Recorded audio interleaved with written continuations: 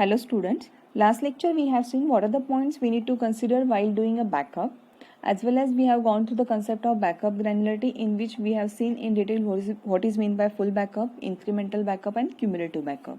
Now we will start with the next point, that is recovery consideration. So what points we need to consider while doing a recovery process? Let us start with the first point, that is meant by RPO.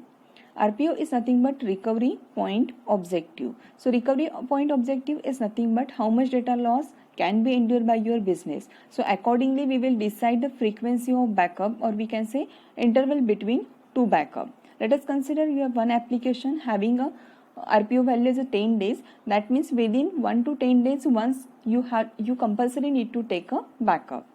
Now we will start with the retention period. So with the help of RPO value, you will take a backup. So once that backup is taken, you have to take a decision how long that backup needs to be maintained or needs to be retained. That period is called as a retention period. Let us consider one application having taken the RPO value as a 10 days. Suppose 1 to 10 days, on 10th days you have taken a backup and you have decided that retention period for that business application is 15 days. So if you have taken a backup on 10 days, next 15 days that backup is available with you, that is from 11 to 25 days that backup is definitely with you. So from 25th day that backup is not available with you. So that is the difference between your RPO and retention period. Now if you are working on short retention period, what happens? Just take a previous example. On 10 days you have taken a backup and your retention period is 15 days. So up to 25 days data is available or backup is available with you. So on 13 days, suppose your system is crashed and you are expecting to go for the restore procedure. In that case, you have a data loss for first 10 days, or whatever the older copies of the data are not available with you. So older than retention period data is not available for restore procedure. That was the drawback of shorter retention period. If you want to work with the longer retention period, that means that much storage space must be required for storing a backup copy. So as storage space required, definitely cost will be higher. So it is the task while doing a business continuity planning. We already studied, we have to think about the recovery and restore procedure.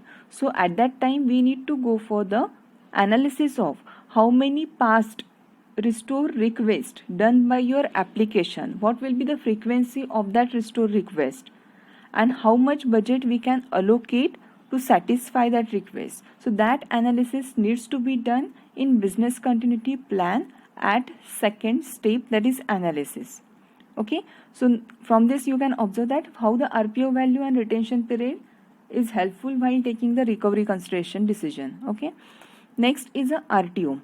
RTO is nothing but recovery time objective. So here we are considering how much time will be required for the recovery process of your business, or how much downtime is fine for your business. That will be considered as a recovery time objective. So for recovery time objective, definitely we are go for the recovery procedure with the help of backup. So the way you have taken the backup, that is what is the backup granularity method you are following, that will be affect on the recovery procedure.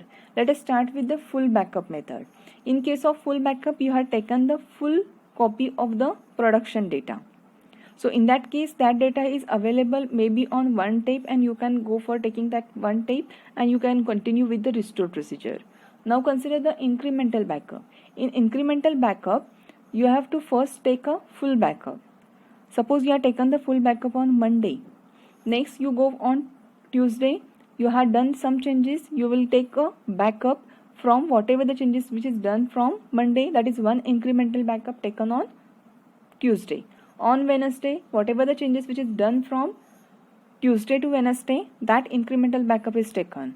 On Thursday, whatever the changes you have done from Wednesday to Thursday, that incremental changes will be done and taken as a backup. So on Friday, if your system is crashed, in that case we have to go for the restore procedure. So at that time, assuming that you are taking the backup, that is all full and incremental backup is taken on tapes, So full backup, that is one tape for full backup, and 3 incremental backup of Tuesday, Wednesday and Thursday. So around 3 tapes. So total 4 tape will be required for the backup procedure. So as number of tape increases, definitely backup procedure, restore procedure will require some more time. Now go with the second, that is a cumulative or differential backup. In that case, what will be the scenario? You will take a backup. Just consider again same example. You are on Monday, you have taken the full backup. Then on Tuesday, whatever the changes you have done, we have to go for making a backup copy of that on Tuesday. On Wednesday, what we done? We will go for taking the backup from whatever the changes you had done from Monday full backup to Wednesday. So all the Tuesday and Wednesday changes will be combined and one cumulative copy is created on Wednesday. On Thursday, again from Tuesday to Wednesday, or whatever the changes which is done from last full backup, that is from last backup on Monday to Thursday, all will be taken as a one cumulative copy. So when we go for the recovery procedure or restore procedure, in that case we require the 2 copies, that is first is full backup and last is a latest cumulative backup. Again the number of tapes requirement is more in case of your cumulative backup.